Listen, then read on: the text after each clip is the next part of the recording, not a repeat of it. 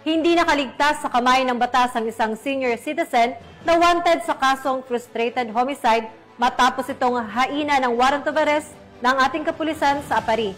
Yan ang tinutukan ni Corporal Kelvin Paul Juan. Hindi na nakapalagpa ang isang wanted person na may kasong frustrated homicide sa sinagawang operasyon ng pinagsanib puwersa ng mga operatiba noong Hulyo 24 taong kasalukuyan. Ang suspect ay kinilala bilang si alias Gardo, 63 taong gulang, mangingisda at residente ng nasabing bayan.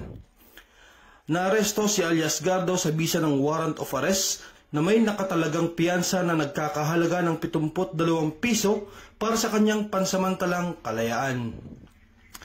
Kasalukuyang nasa kusdiya na ngayon ng Apari Police Station ang suspect para sa tamang dokumentasyon bago i-turn over sa korteng kinauukulan.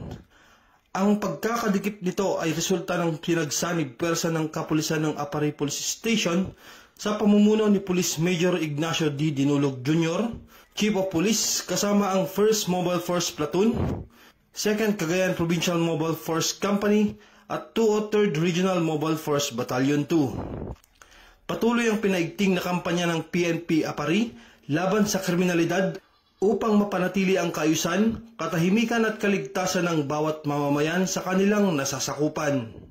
Mula dito sa Lambak ng Cagayan, ako po ang inyong Police News Network Correspondent, Police Corporal Kelvin Paul Juan, alagad ng batas, tagataguyod ng Balitang Pulis.